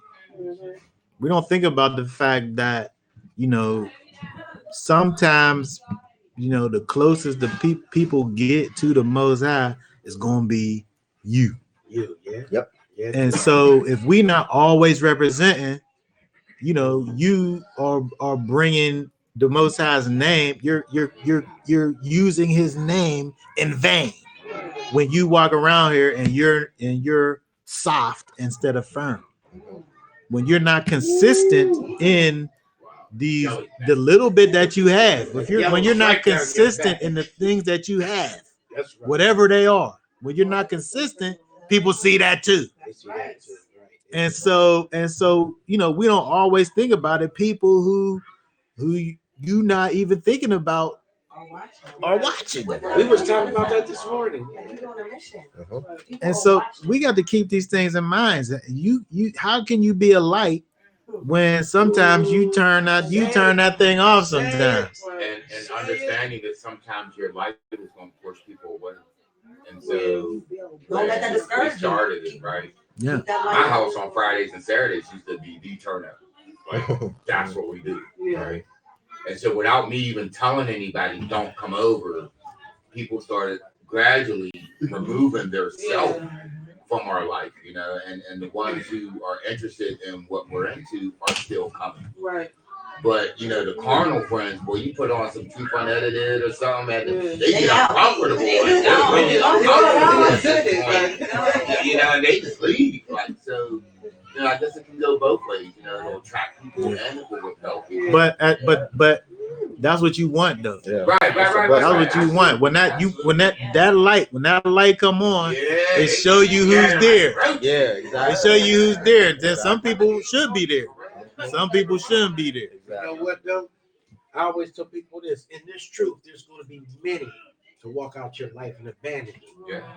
And there's going to be some times that even your shadow will abandon you once you step outside that light. Wow. It's no longer here. Yeah, one of my somebody who close to me is like kind of like avoids conversation with me, I'm not gonna say she avoids to stay as much in contact. It's like one of the major people I used to look to, and it be kind of hurting to me because I know it's her just rejecting a lot of things, and I just be just praying about it because that is, That's all you can do. you know what I mean? That it does. I do see that. I mean, that's something that you should expect, really. It's something that you should expect. Everybody is not going to be on the journey with you. Some people might come along with you. A lot of people ain't. And some people will hold you accountable. I find people that see that I'm in a different place now. Yeah. They hold me accountable. They, well, I know you don't eat pork, so you know, or I know you don't work on Saturdays. I got promoted, and it wasn't mandatory to work Saturdays, so it was never anything. But then they made it mandatory, and I said, you know what, Yana, if I'm going to tell them that I can't work Saturdays, and if it's that they make me or they tell me that it's do or die, then I guess I'm just going to have to turn them down. yeah. But she was very understanding. You know, she said, I understand. Just come up with a game plan for what you're going to do for the other days. So, but accountability is definitely. Right. But you know, and I look at what that is. I look at everything like I'm beginning to try to look at it like 100% time, but everything is spiritual. And a lot of times that be like your test, and you just got like how you just said it's gonna be door that was your point in it. Is you trusting? You said you trusting him. You know, and so you trusted him. You said it's gonna be that.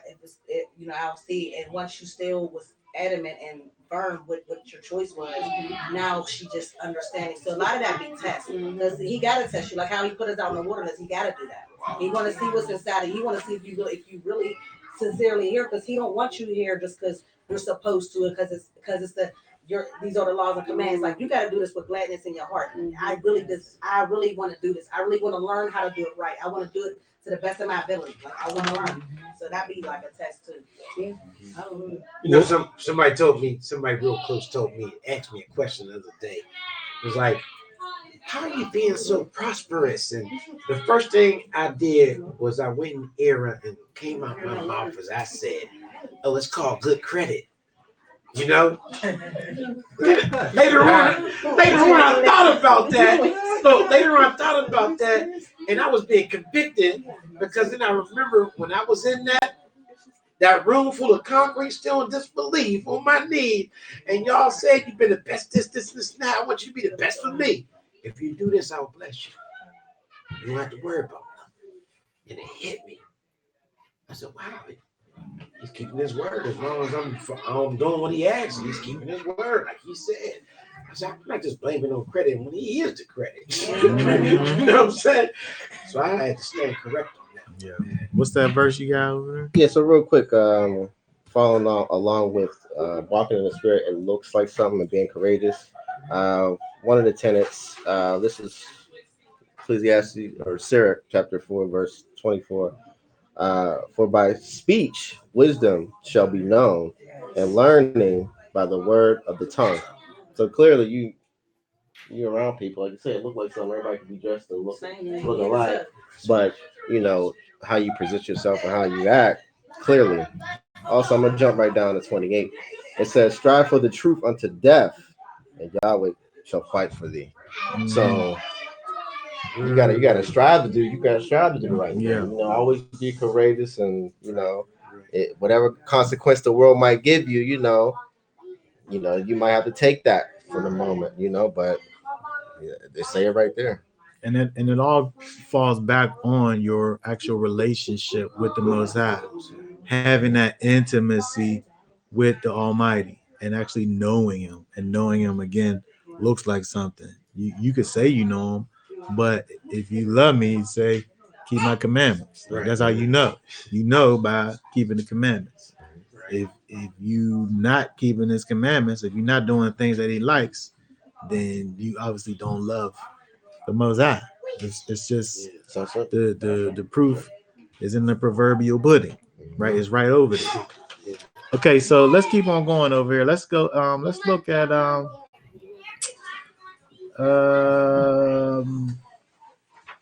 let's look at one more scripture before we go back to Genesis over here. Isaiah 11:2.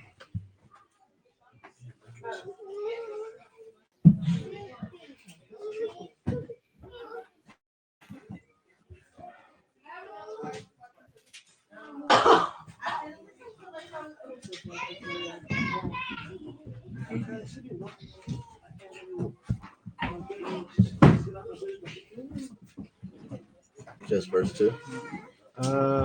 2 through 5. Isaiah 11, verse 2. The spirit of Yahweh shall rest upon him, the spirit of wisdom and understanding, the spirit of counsel and might, the spirit of knowledge and the fear of Yahweh, and shall make him breathe in the fear of Yahweh. And he shall not judge by the sight of his eyes, nor decide by the hearing of his ears, but with righteousness he shall judge the poor, and shall decide with straightness for the meek ones of the earth, and shall strike the earth with the rod of his mouth, and slay the wrong with the breath of his lips. And righteousness shall be the girdle of his loins, and trustworthiness the girdle of his waist. Okay, so this, of course, is talking about Messiah. And the first thing it says is that the spirit of Yahweh shall rest upon him. That word rest is noach, what literally means to rest or to dwell. Or to settle down. So when we think about the idea of the spirit of Yahweh settling down in a place, right, is there, right? It's the same way we think about where it talks about the Ruach in John 14. We was just over there. You look at John 14, 15 through 17. Yeah. I know, but I think we did, but could you pull that Oh, up? yeah. John 14, 15 through 17. Because we're talking about the idea of the spirit resting upon him. Spirit of wisdom, understanding, counsel, might, knowledge of fear of Yahweh. 14, 15, right? 14, 15, yeah. Okay. It says, if you love me, you shall guard my commandments. Yeah. And I shall ask the Father, and he shall give you another helper to stay with you forever. To stay with you forever. So that's a Greek word, but the idea is the same that we see with over in Isaiah with the idea of the spirit dwelling. And also, and another thing, we think about, I think it might be even the same chapter where he talks about going away to make a place. With the same chapter, yeah, that's 14 and verse 2. Oh, 14, okay. 14:2. What does that say? It says, "In my Father's house are many staying places, and if not, I would have told you. I go to prepare a place for you." Okay, so them staying places, the many mansions, is that same word that this Ruach is going to do in terms of dwelling with you forever. Right, so that's the same concept that we see in the Hebrew with this idea of the Spirit resting on him, who was talking about Yeshua. So again, when we think about this idea of knowing, it's a constant thing. It's a consistent thing where the Spirit is sitting there dwelling with you. It's not like visiting. It's not like a temporary thing where it comes and it goes. Right? So we have to think about this when we think about this idea of the Ruach coming and dwelling with you. It's not coming to dwell with you just for a minute or an hour, but it's coming to actually rest on you. Right? And then, like we've been saying, when we look at Isaiah 11, we're talking about Yeshua. It talks about the fact that the Spirit came and rested on him, and then there was actions that was connected to it. Right? He shall not judge by sight of his eyes, nor by the hearing of his ears. But because of the fact that he has the spirit of wisdom and understanding and knowledge of the fear of Yahweh on him, he's ruling in righteousness, right? He's judging the poor, right? He's deciding with straightness. He's doing all these things as a result of the Spirit that's resting on him, right? And righteousness shall be the girdle of his loins, and trustworthiness the girdle of his waist. Like all of these things are a result of the Spirit that's resting on him. So it's the same thing we looked at, like we looked at Galatians, where we talked about the love and the joy and the peace, the patience and the kindness and the goodness, trustworthiness, gentleness, and the self-control. The Spirit that's resting on you, you need to be manifesting these things over here. Mhm. And when you're not manifesting it, that's your carnal mind. So we should be able to have these triggered things that's happening. Like you doing these things and you starting to get a little impatient. Oh, wait a second. That's my carnal mind that's bringing me to that place. Or you starting to kind of like not have a self-control. You kind of about to snap, like you about to do something to somebody. Like, oh wait, that's my carnal mind. That's not the Ruach doing that. I can't put my foot up there. That's my carnal mind. Right. Exactly. Right, exactly. So again, when we're talking about knowing, right, we have to be able to get to these places and with understanding. I didn't read 17. What was 17? Verse 17 is where it gets. What that say? Continuing on, it says. Oh, you talking about John? Yeah. Okay, yeah. What did that say? It says, the spirit of the truth, whom the world is unable to receive, because it does not see him or know him. Mm-hmm. But you know him, and he stays with you and shall be in you. Yeah. That's good because sometimes we might find ourselves acting like the world. We acting like we won't know. Where, like how we used to say, you better act like you know. You better act like you know. How do all of these things come about? Like, it's just universal truth. Act like you know. Act like you know. Act like you know. You know it actually looks like something. You can't sit up here and say that you know, and it don't look like it. But then how we know him now? We ain't studying. If we don't know the Torah, we don't know what he expected from that time, he ain't gonna be with you. Yeah. You don't know how to act. You just Right. act any kind of way and justifying your cause. Right. It's not Your fruits show that you don't know how to. Yeah. right. That you ain't able to. Right. When we look at, it's interesting because when we look at Galatians and these fruits of the spirit,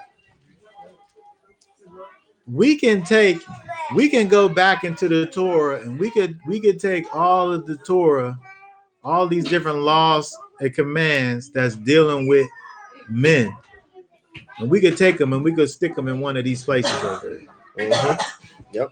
We can take all of those law, statutes, commandments, and we can take those things in terms of how we deal with man. We can take every single one of those laws that deal with man, and we can stick them in one of these categories. Exactly.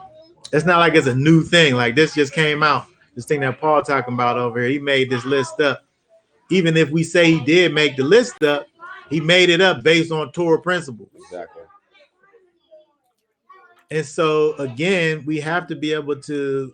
Well, we're making a connection, And a lot right? of But times but that's how it's supposed to be done. It got to be. We can't look at this and think about like this is the new covenant. This is some new laws. Exactly. These things is based on Torah principles. Exactly. Go ahead. No, that's what I'm saying. People don't understand when you got Paul and the different, other disciples and apostles. They are using the Old Testament when they write these things down.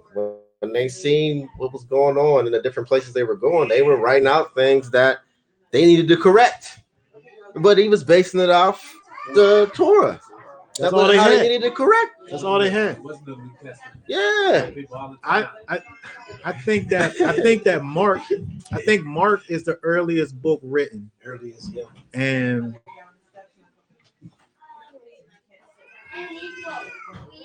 it's a lot of years. I got to go back and look. It's a lot of years between the time that Yeshua walked the earth and Mark was written. It's not like two, like it's several. Like it's a lot of years before the first written down thing was written about what Yeshua did. Like years, and people died off. Like Mark was like a disciple of a disciple. It was after the destruction. So Mark was an offspring of a disciple. Yeah. So Mark is secondhand. Right. And that He doing was, but that stuff, was though. the first book that was written down. That's deep.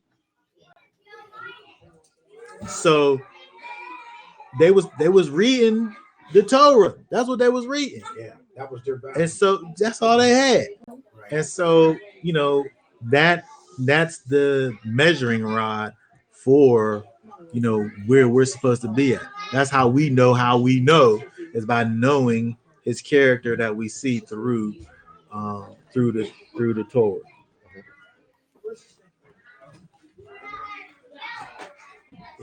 Okay, let's go back. Saying all that, let's go back to Genesis. And we'll wrap it up. Let's go back over here.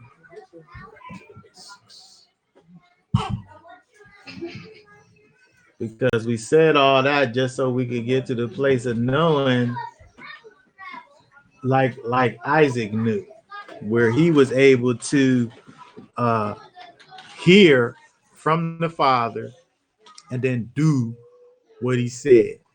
Right? He said at the beginning, he said, verse 2, Yahweh appeared to him and said, we dealt with the fact of all of him appearing, but the thing that he actually said was, do not go to Mizraim, live in the land which I command you, sojourn in this land, and I shall be with you and bless you, for I give all these lands to your seed. So it's interesting that we see now with Isaac how the blessing that was given to his father, which he even continues in saying that, but now he's establishing the oath with Isaac that he started with his father Abraham. And so it's interesting that we see, it's not like Isaac didn't never hear about these things, but at the same time, it was he did just hear about it, and it was something that was given to his father. But then now over here, the Most High is making it more personal for him and extending this thing on, even though we know, looking back at it, that he was the promised seed in the first place. But now it's going beyond this whole thing of just being kind of that promised seed, but the Most High is making it more personal for Isaac and saying these things straight to him. Right? Where it says what he'll do in terms of increasing the seed like the stars of the heavens, right? And giving all these lands that they're in to his seed. All of that because Abraham obeyed my voice and guarded my commandments. That's a key thing right there, guard. Because you hear that so many times. Guard my commandments, guard my commandments, guard my commandments. If you love me, keep my commandments, keep my commandments. Mm-hmm. Man, you hear that? It's so very vital. It's vital that we do that, man.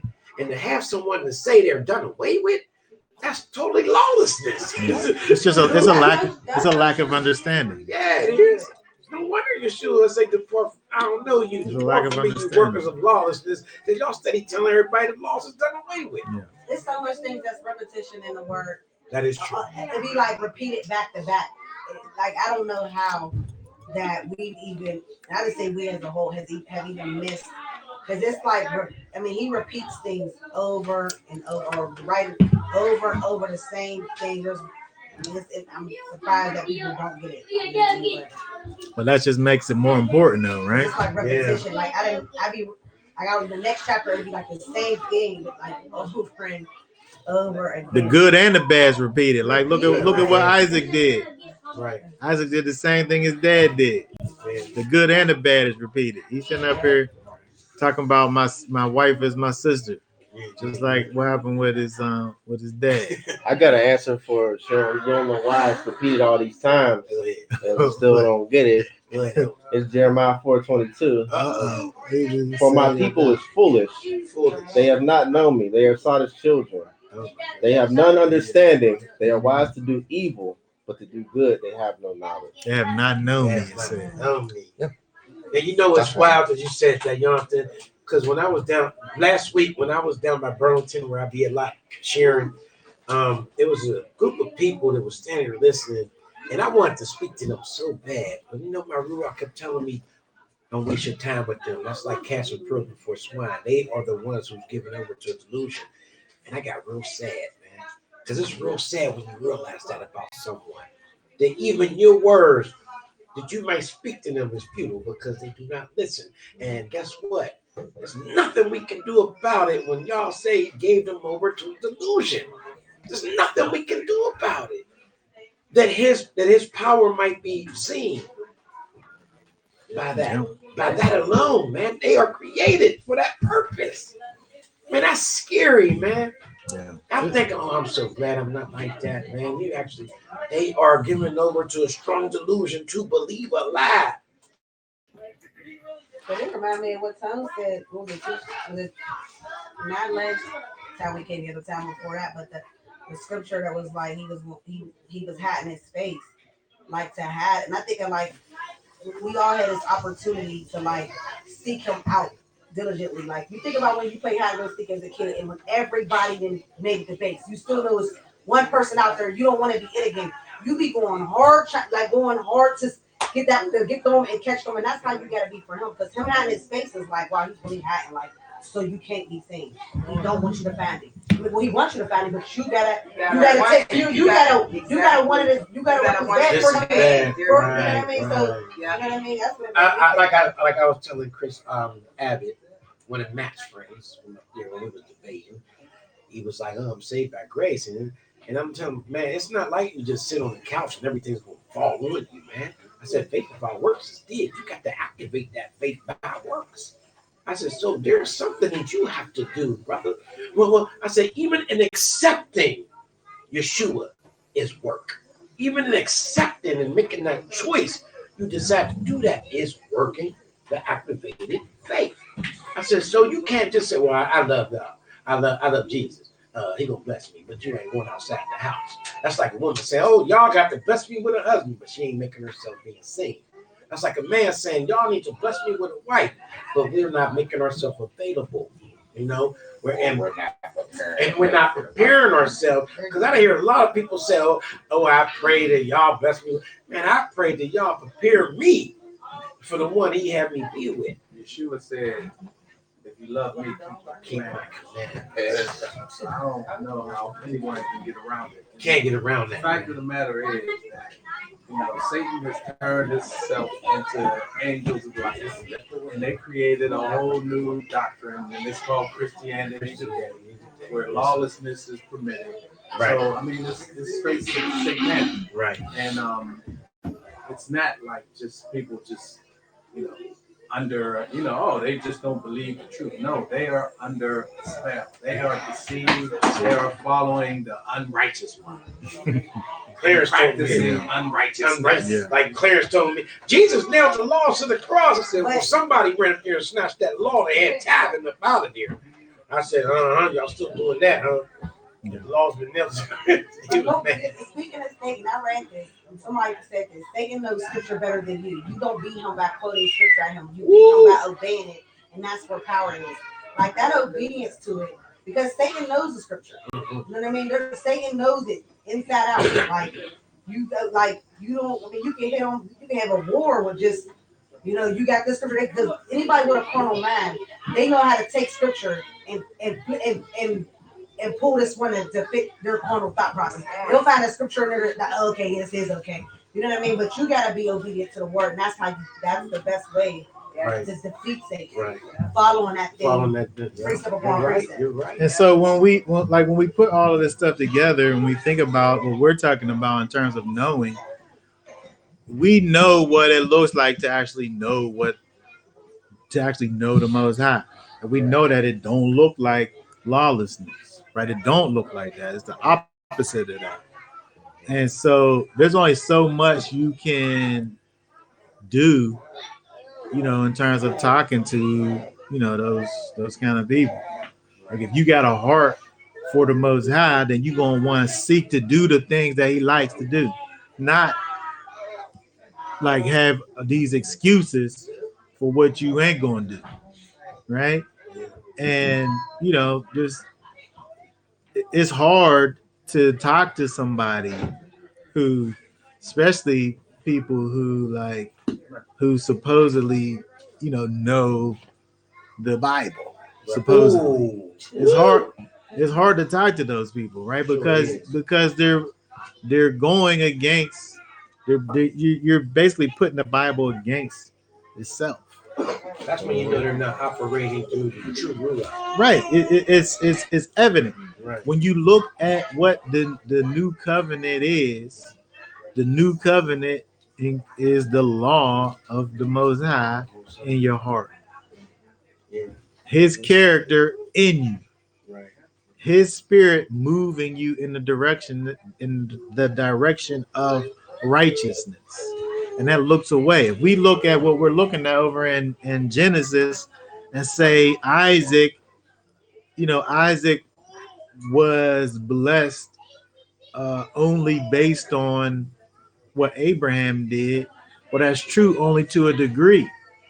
But then he had his own thing that he had to do.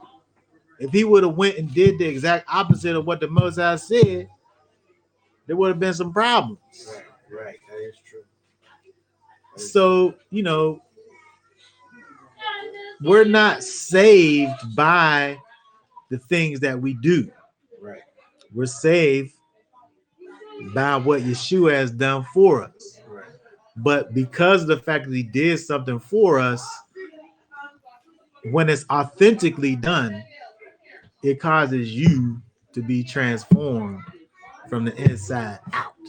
Right. And then now you start walking like He walked. Now it's hard. It becomes hard because everyone around you is walking the other way. Right.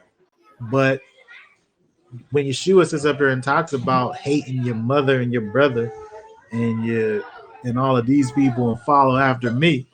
Like that's some harsh things right there. Yes. But if your people ain't following after Messiah,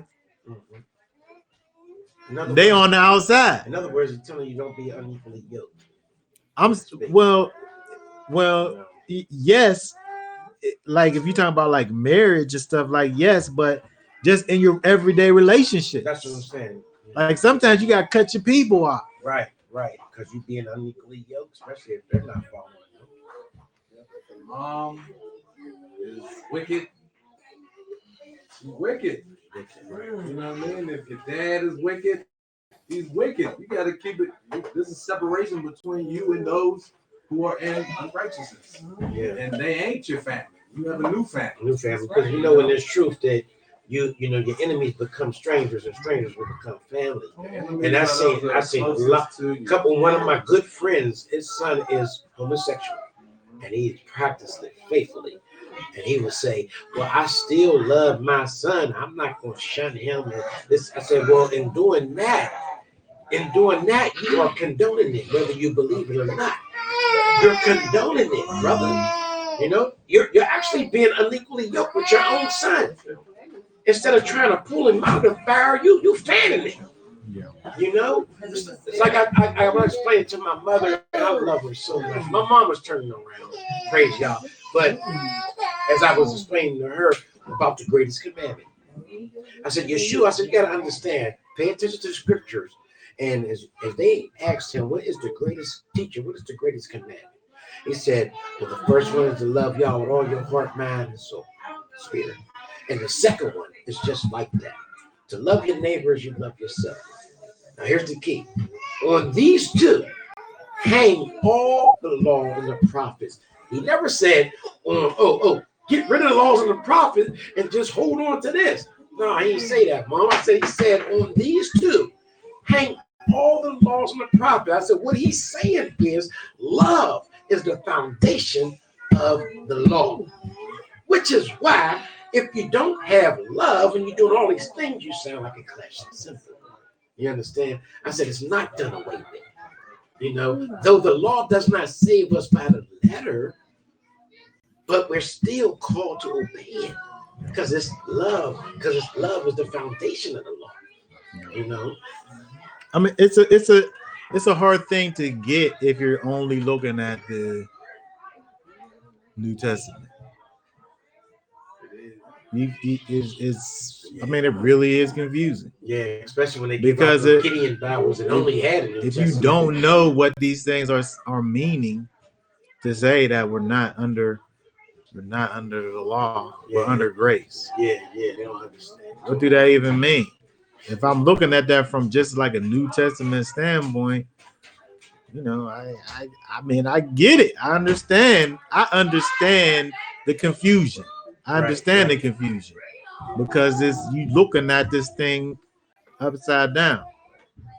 The thing is, they don't understand. Like Yeshua is speaking to people who kept the law all their lives.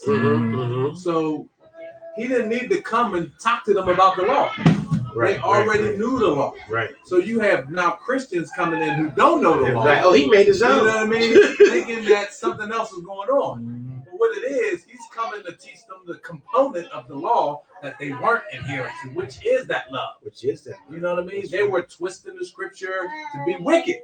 And so Yeshua was coming in to those who already knew the law. So, of course, he's not going to be redundant and say, oh, yeah, thus saith this and thus saith that. No, he's trying to teach them the component that they weren't grasping from the law, which was love. And you know what? It's good you said that because, and the brother that we were up in, Matt, I ain't gonna say his last name, but he was so adamant about saying, at least your character supersedes the Pharisees. At least, I said, my brother, I said, do you know what that is? I said, what supersedes the Pharisees who didn't believe themselves? I said, love. Love is what succeeds that, man. I said, that's what you're not getting. Not that the laws have been done away with. But one of the saddest things, Solomon said, I love the scripture when Solomon said, as your knowledge increase, you'll be more sorrowful or grievous, and the more wisdom you have, you'll be more grievous. Well, I've developed a close relationship with a brother from Facebook who used to always go online and share the most beautiful sermons and scriptures. And I said, like, wow, wow, wow. And all of a sudden, he run into a Torah only person. They go to a couple of rounds. He get knocked out in the second round, get back up, shook it off, went to his corner, and started attacking everybody who believe in Yeshua. I said, whoa, that hurt because the scripture hit me. He is like the rock that the seas were thrown on. He jumped up, received it with joy. He ran, and got exhausted and fell off, and went back into unbelief and became, what'd you say, anti-Messiah. And that really hurt me, man, to witness that.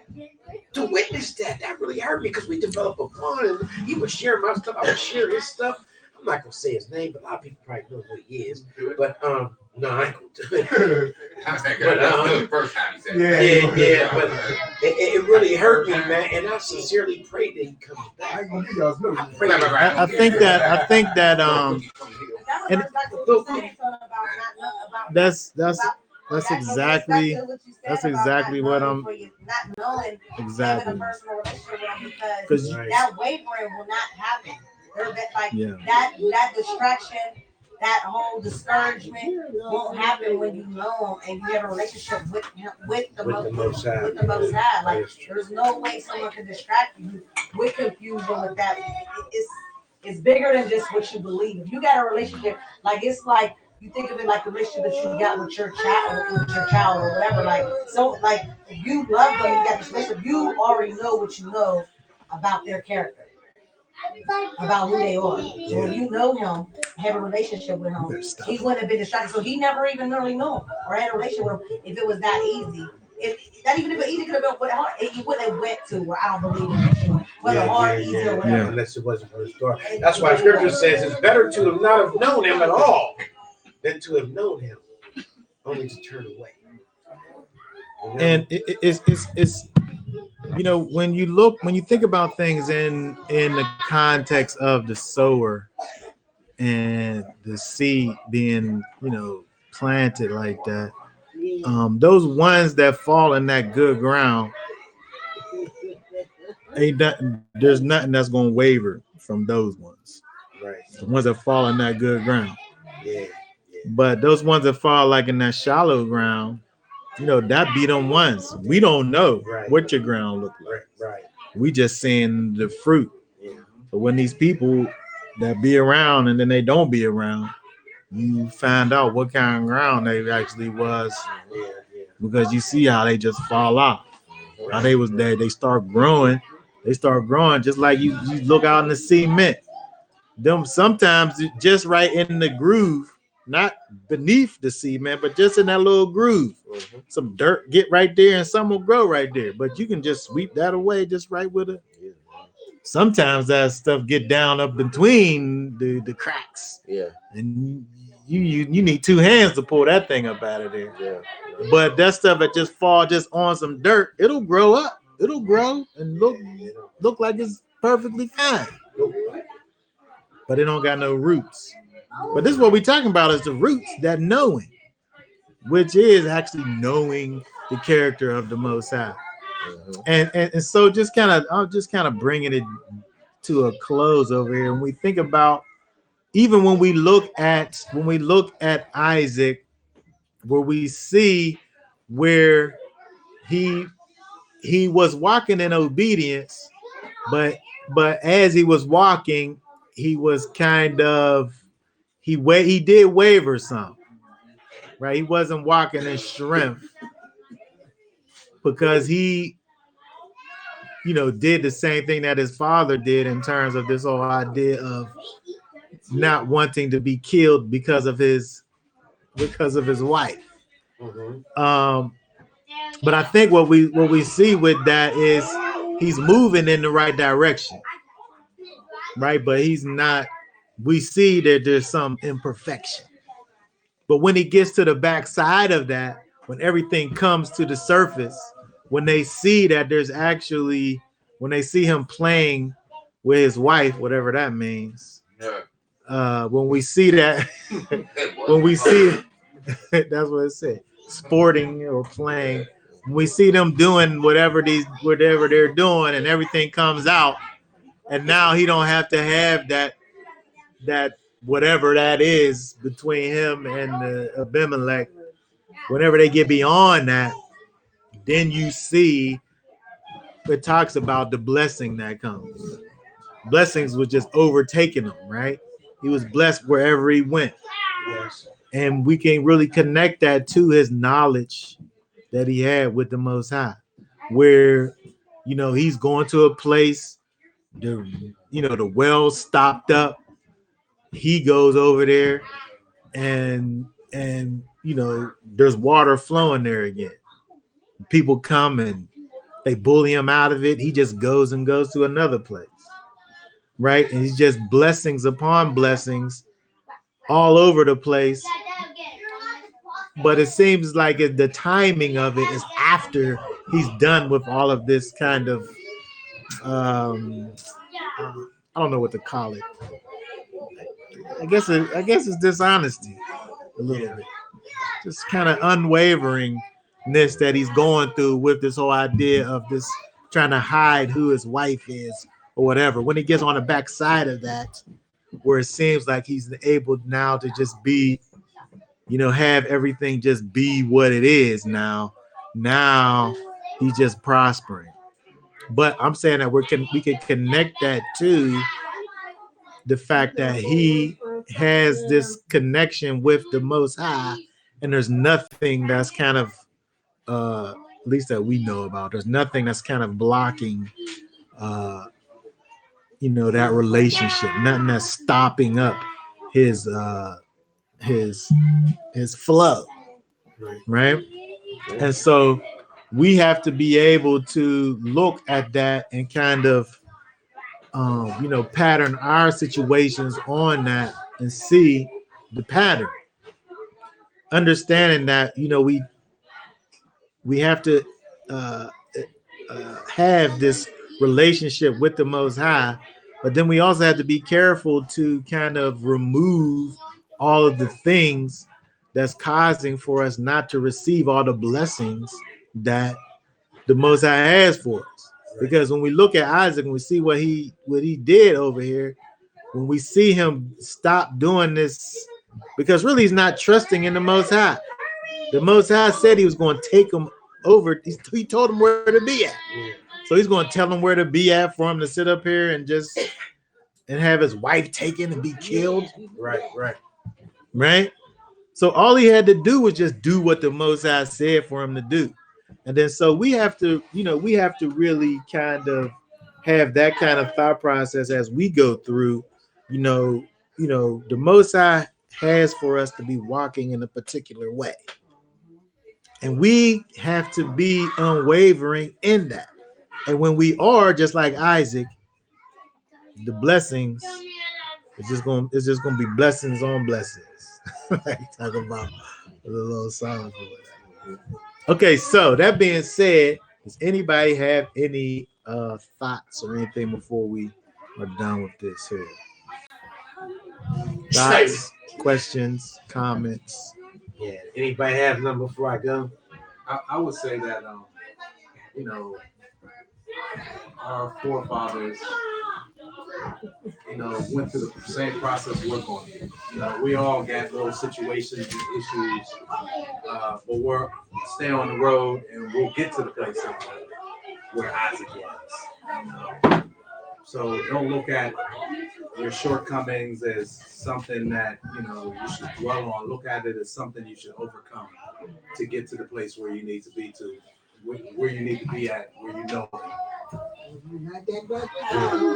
Right. Like before I did that. Good. And I would say like that saying like many are called but few are chosen. That saying is not to like Take lightly. to sit. It's not to be taken lightly because that call is like everybody gets their call. Everybody gets their chance. Everybody gets. I mean, he uses whatever to call you. You know what I'm saying? And everybody don't answer. Everybody don't pick up, so they don't get to get chosen. You know what I'm saying? And that's as straightforward as possible. So it's not that you're chosen because it's like, oh, you're so special. We said we've already got this covenant because of Abraham or whatnot. So but like that calling is very evident. So like Chris said, as far as not looking at it as discouragement or shortcoming, just use it as your tool to get it right, get it right. Yeah, that's true. Get it right, man. Well, Chris, don't laugh at me, Chris. Forget Jerry Springer. This is little Dave's final thoughts. Okay. No. But what I do want to say is that y'all's truth does not change. It does not evolve. We evolve in truth as we change. But as we grow in y'all, we should continually seek him. We should follow, the example of Shemuel and teach our children to seek y'all by modeling a y'all-centered life. And I always pray for the day that we have many Shemuels running around who seek y'all, even when those around them make self-centered choices. And I pray that we personally seek y'all and expect to hear from him, being available, quick to listen, quick to respond, growing as well as sharing. And I'm gonna close with this. Some holding on to kite strings, hoping to be flyed up. I guess twisted doctrines got them tangled. They all tied up. Blind leading the blind, they all lied up. They'll catch the flame in the end game, be all fried up. My tears are dried up. I tried, I guess it's time's up. They don't listen. If it's me they hating, they can line up. Shabbat shalom. Shabbat shalom. Drop the mic.